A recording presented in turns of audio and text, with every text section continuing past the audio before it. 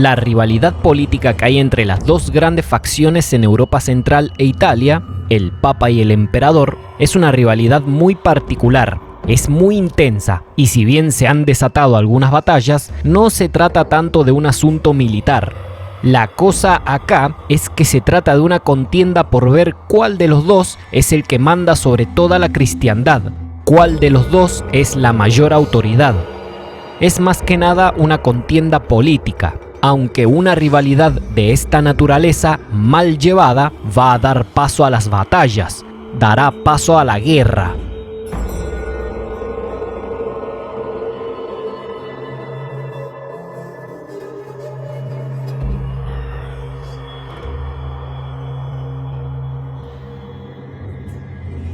La familia Hohenstaufen llega al poder cuando Conrado III es coronado como rey de Romanos y rey de Italia en el año 1138, y viendo lo complicado que es ser un monarca germánico con tantas guerras civiles que hay en Germania, este nuevo rey intenta quebrar el enorme poder que tienen los señores germánicos, fragmentando algunos de los grandes ducados, creando otros nuevos y eligiendo a nuevos duques que sean leales.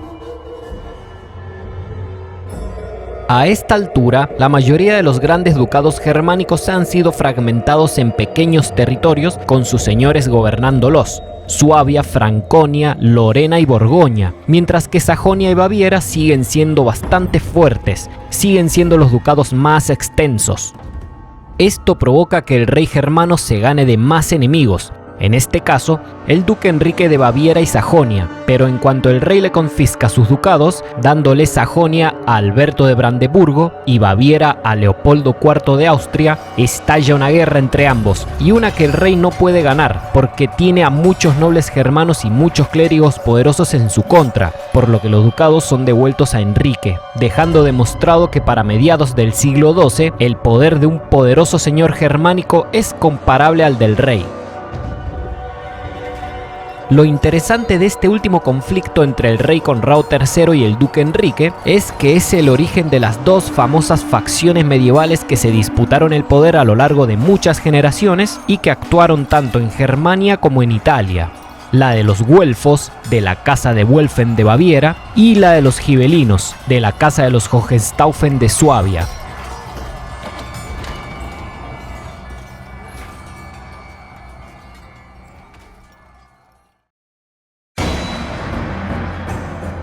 A la muerte del duque de Sajonia y Baviera en el año 1139, a quien apodaban como Enrique el Orgulloso, su hijo, que también se llama Enrique, va a heredar Baviera y Sajonia 3 años después. Será Enrique III de Sajonia y Enrique XII de Baviera.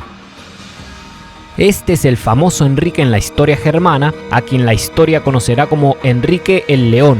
Va a ser el noble más poderoso de toda Germania. Va a construir un poder paralelo al del rey y va a tener una fuerte rivalidad con uno de estos monarcas germánicos, que además es su primo. Uno de los primeros estados cruzados que se crearon en la primera cruzada, el condado de Edesa, cae en el año 1144 a manos de unos turcos musulmanes conocidos como sanguíes, que son vasallos y aliados del poderoso sultanato selyúcida. Los líderes de la cristiandad responden. El Papa Eugenio III hace un llamamiento a los señores de guerra cristianos para recuperar el territorio perdido, y uno de los que asisten al llamado es el rey Conrado III, quien prepara un ejército y marcha hacia Tierra Santa en el año 1147.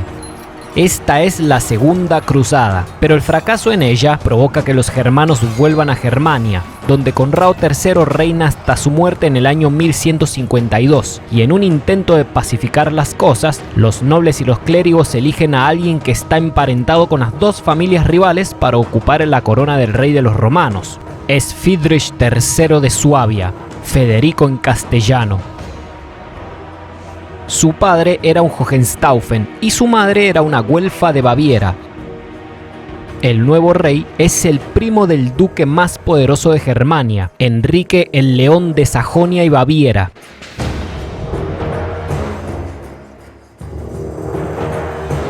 En junio del año 1155, el rey germánico viaja a Italia con un enorme séquito de soldados y es coronado como emperador en la ciudad de Roma por el Papa Adriano IV. Federico parece ser el candidato perfecto para terminar con la guerra civil en Germania, porque fue elegido por la mayoría de las familias nobles que reinan en estas tierras. Su larga barba colorada hace que los romanos apoden al nuevo emperador como Barbarossa, Federico Barbarroja. Para ellos, Barbarroja no es más que un bárbaro, pero este no es un bárbaro cualquiera, es el bárbaro más poderoso de los bárbaros del norte. Entre romanos y germanos siempre hubo tensión, mucha rivalidad e incluso odio étnico, porque son muy diferentes a nivel cultural, sus costumbres e incluso sus formas de vestirse. En el fondo se odian, pero salvo algunas excepciones, ambos bandos suelen estar en paz por un pacto que existe entre ellos, y básicamente se trata de que el Papa le dice al rey germánico: yo te corono como emperador de los romanos y vos dejás en paz a Italia. Es más, la tenés que proteger en caso de una invasión extranjera. Eso sí, los papas hacen todo esto con un toque de divinidad y siempre se intentan poner como una autoridad que está por encima del rey. Ese es su negocio, porque no quieren quedar como subordinados a un monarca germánico. Es una especie de juego político en el que intentan quedar por arriba de todos, incluidos los poderosos monarcas del norte. Este sistema inventado por los reyes germánicos y el papado romano es muy delicado, pero sirve justamente para mantener este propio sistema, esta especie de orden religioso militar. El primer problema que enfrenta Barbarroja como emperador no viene de ningún noble germano, de algún poderoso italiano que no lo quiere o del papa. Viene más bien del mismo pueblo romano, porque en cuanto empieza su marcha de vuelta al norte, lo hace con una extrema vanidad y mostrando un gran orgullo de emperador por las calles romanas. Pero para los romanos, este emperador no se ha ganado su título, el de emperador de la cristiandad. Y lo peor de todo es que para los romanos es un bárbaro. La revuelta romana dura un día entero y se lucha en sus calles, donde la vida del propio emperador estuvo en peligro y a su vez pone en peligro la delicada alianza germano-romana. Además, la imagen de Adriano IV como papa ha quedado por los suelos y ahora los príncipes y nobles germanos se niegan a ayudarlo contra los normandos como habían acordado a cambio de la coronación como emperador de su rey. Federico Barbarroja y los germanos entraron a Roma como aliados, pero se fueron como enemigos. Para mediados del siglo XII, los territorios que forman parte del imperio son Germania, el norte de Italia, Borgoña y Bohemia. Y unas 3 décadas más tarde, el imperio también se anexará a la Pomerania, una región que comprende el noreste de la actual Alemania y el noroeste de Polonia. Sin embargo, es en Germania donde el emperador tiene que centrarse, porque Italia y Borgoña se gobiernan por sí solas, y ni siquiera en toda Germania, solo en los ducados que le toca. En Baviera y Sajonia reina su primo Enrique el León.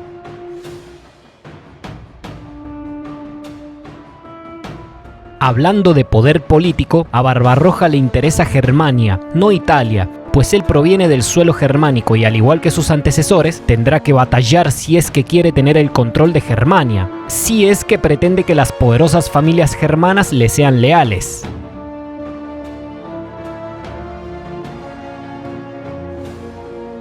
De todas estas familias nobles que hay en Germania, hay 5 que destacan por ser las más influyentes, ricas y poderosas. La casa de Welf en gran parte del norte, que son los güelfos, la casa de Serrina domina el suroeste, el sur está controlado por la casa de Wittelsbach y en el sureste está la casa de Babenberg, mientras que la casa de Staufen, es decir, los Hohenstaufen, la familia del emperador, tiene el control sobre el oeste de Germania.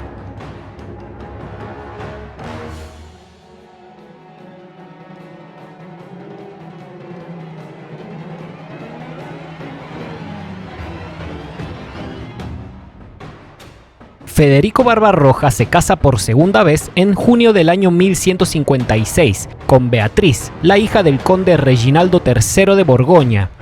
El emperador tiene 34 años y ella 16. Obviamente es un matrimonio político para consolidar Borgoña al imperio y el emperador no puede tocarla hasta que sea mayor. Sin embargo, en el norte, la rivalidad surge. Hay un noble que lo está superando en poder, quizás no en poder político, pero sí en poder económico. Es su primo, Enrique el León. Este duque tiene absoluto dominio y control sobre el norte de Germania. Como símbolo de su dominio sobre Sajonia, ordena la construcción de una gran estatua de bronce, el León de Brunswick, la nueva capital sajona. Y este poderoso duque no se siente como un súbdito de su primo, pues prácticamente gobierna el norte de forma independiente, como si fuera otro país, aunque por el momento los dos primos se llevan bien.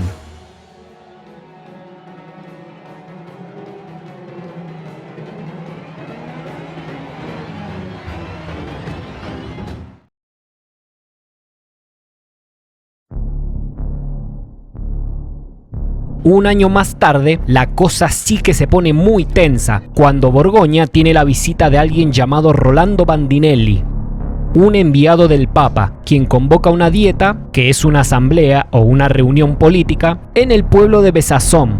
Lo hace porque su intención es dejar las cosas bien claras sobre la coronación como emperador de Barbarroja. El italiano asegura que el Papa le otorgó la dignidad de ser emperador, pero no el título de protector de la cristiandad. Eso solamente le corresponde al Papa, e intenta dejar bien en claro a todo el mundo presente que el imperio de Germania solo es un feudo más del papado de Roma. Estas palabras ofenden tanto a los germanos que están presentes que uno de estos nobles, Otón de Wittelsbach, no aguanta el insulto y desenvaina su espada para asesinar al cardenal, aunque es detenido inmediatamente por orden del emperador Barbarroja, quien también está ofendido por las palabras, pero él es mucho más frío, no quiere desatar una masacre que podría derivar en una guerra mucho mayor con los italianos, y tal vez con otros poderes de Europa que salten en favor de Roma.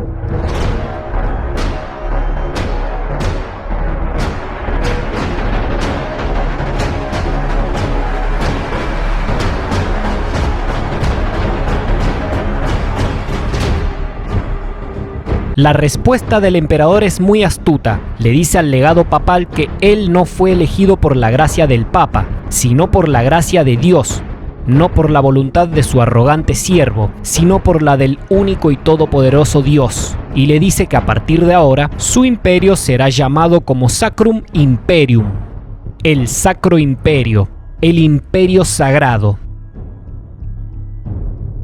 Barbarroja le deja bien en claro al cardenal que como su imperio es sagrado, ya no necesita de la bendición ni de la aprobación del Papa de Roma para ser legítimo. Entonces libera a Rolando para que viaje a Roma y le diga estas mismas palabras al sumo pontífice.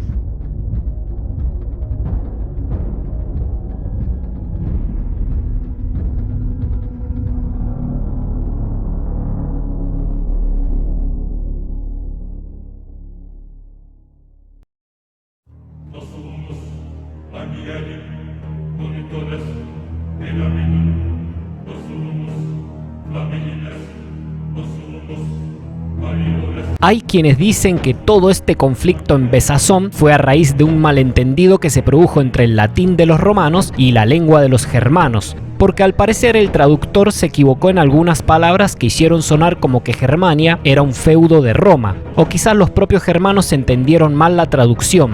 Aunque es confuso porque se dice que los romanos obviamente estaban presentes en esta traducción y no se quejaron por ella. Sea como sea, el Papa Adriano IV envía cartas afirmando que no quería hablar de feudo, sino de otra cosa, e intenta arreglar la situación, pero es en vano porque los alemanes ya no quieren escucharlo.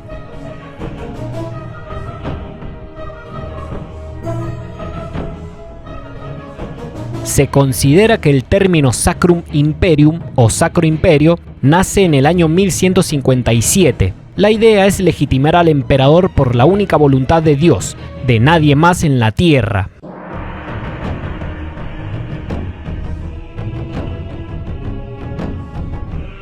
27 años más tarde, en 1184, aparecerá el título de Sacrum Romanum Imperium o Sacro Imperio Romano, y la finalidad de este nuevo título será asegurar al mundo que este imperio germánico es la herencia real del antiguo imperio romano, aunque la palabra romano recién empezará a ser parte de este título de forma oficial desde la segunda mitad del siglo XIII. Y por último, el término germánico, que será la última palabra que se le pondrá al título de este imperio, aparecerá recién en el siglo XV, después de que hayan nacido los primeros nacionalismos europeos. Así es como el imperio será conocido como Sacro Imperio Romano Germánico.